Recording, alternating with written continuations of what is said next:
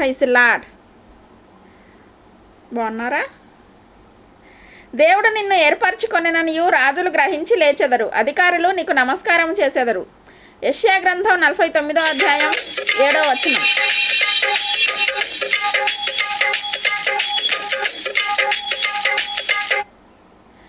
దేవుని యందు భయభక్తి కలిగి జీవించడం ద్వారా అధికారులు మీకు నమస్కారం చేస్తారంటే ఏంటి అర్థం?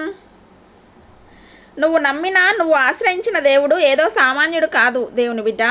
ఈ భూ సంబంధమైన ఒక మనిషి కాదు, ఒక అవతారం కాదు. ఆయన సర్వలోకమును చేసిన సర్వ సృష్టికర్త అయిన దేవుడు.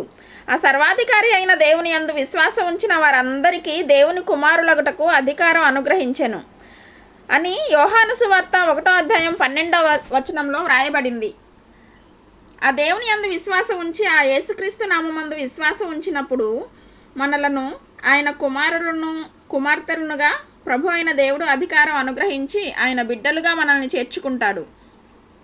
కనుక నీవు ఆయన నామంలో పిలువబడినప్పుడు, ఆయన యందు విశ్వాసం ఉంచి ప్రార్థన చేస్తున్నప్పుడు నిన్ను చూసిన వారు తప్పక నీ దేవుడైన ప్రభువును బట్టి నిన్ను గౌరవిస్తారంట.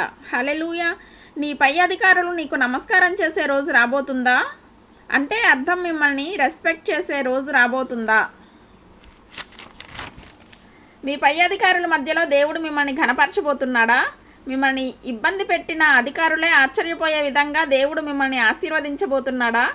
ఎక్కడైతే మీరు అవమానపరచబడ్డారో, ఎక్కడైతే మీ జీవితంలో ఇబ్బందికరమైన పరిస్థితులు ఎదురు అవుతున్నాయో, ఆ అధికారుల మధ్యలోనే ప్రభు మిమ్మల్ని హెచ్చించే రోజు వచ్చునుగాక. ఆమేన్. పరిశుద్ధ లేఖనాల్లో మీరు గమనించండి, పిలువబడిన వారు అనేకులు, ఏర్పరచబడిన వారు కొందరే. ప్రపంచంలో ఉన్న వారందరికీ సువార్త ప్రకటించబడ్డా పిలువబడినప్పుడు పిలుపుకు లోబడిన వారు కొంతమందే దేవుని ఏర్పాటులోనికి వస్తారు. దేవుని ఏర్పాటులోనికి వచ్చిన వాళ్ళు కూడా అంతవరకు నమ్మకంగా ఉండకుండా తొలగిపోతుంటారు. అంతవరకు నమ్మకంగా ఉన్నప్పుడే మనం దేవునితో కూడా జీవించిన వారవుతాం. దేవునికి మహిమ కలుగునుగాక.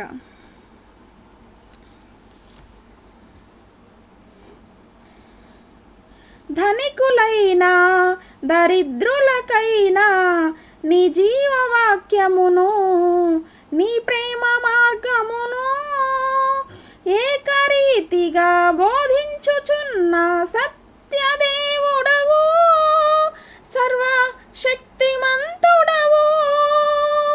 నీకంటే జ్ఞానులు ఇలలోనే లేరు, నీ ఆత్మశక్తితో నింపుము దేవా.